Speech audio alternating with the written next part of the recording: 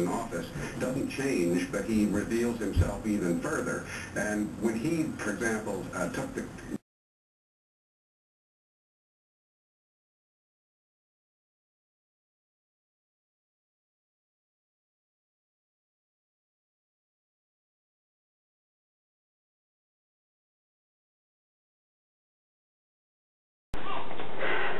Hi. I don't have a background in economics. I'm not a financial expert, and I'm relatively sure that I'm not wearing pants right now. All that being said, I'm going to the best of my knowledge, explain our current financial situation. In the past 8 to 10 years, with deregulation, there have been an explosion of disreputable predatory lending agencies who have granted loans to people regardless of their FICO score and regardless of whether or not they had the means to repay the loan. Now, why would anybody do that, you wonder? That's because these institutions do not make money by having people repay their loans. These institutions make money by having people in debt. In good times, when you can actually make your payments on time, these institutions will just take their interest in whatever fees they want to charge off the top, leaving very little of your payment actually going to the principal. So the principal hardly gets paid down, and it ensures that you're going to be in their pocket for a very, very long time.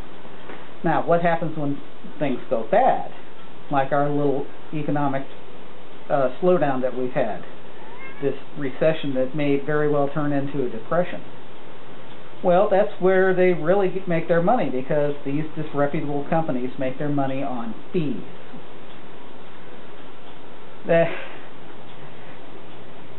So, yes, exactly. You miss a loan payment, that's a fee. Make a loan payment late, that's a fee. If you decide to roll the dice and try and avoid a late fee by kiting a check and hoping against all hope that you'll be able to cover it later, well, that's going to cost you. That's a big mistake, because then you're going to get a return check fee, you're going to get the late fee, plus you're going to get probably some kind of penalty. So when you add up all of the fees and penalties that these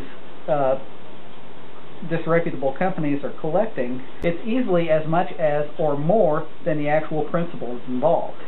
These disreputable companies just attach themselves to the necks of their customers / victims, drain them dry, and then they'll turn around and they'll sell off the loan to somebody else who will either repeat the process or they'll just simply acquire the property for a fraction of its value. Okay, so what got us where we are now is that this kind of open-ended lending can't go on forever, because even these lenders are not using their own money. They're borrowing money too. So now the well's gone dry and everybody's rushing to get out because they don't want to get stuck with the check. So now they're sticking the check on the taxpayers. Most of them the very same taxpayers that got victimized in the first place. Now, this was made possible, this atmosphere was made possible because of the efforts of people like George W. Bush and John McCain. Now, pretty soon it's going to be time for us to vote in an election. and I'm actually not going to endorse a candidate, but I am going to leave you with these actual facts. That Republicans, by and large, are against regulation, are against any kind of controls of financial institutions, which has created the atmosphere which puts us in this mess that we are right now. Democrats tend to prefer very tightly regulated business with the aim of protecting the consumer. Now, another thing that you need to remember is that Republicans historically expand deficits, while Democrats historically create surpluses. Bill Clinton, a president who is to this day vilified in a lot of circles of American culture, left the office with a surplus, which George W. Bush immediately squandered And he is now going to leave whoever the next president of the United States is with the highest deficit of American history. As much as $1 trillion of that are going to be going into the pockets of the people who have betrayed and misled the American people. And they have also victimized the American people to the tune of millions of dollars, and they have ruined many, many people's lives.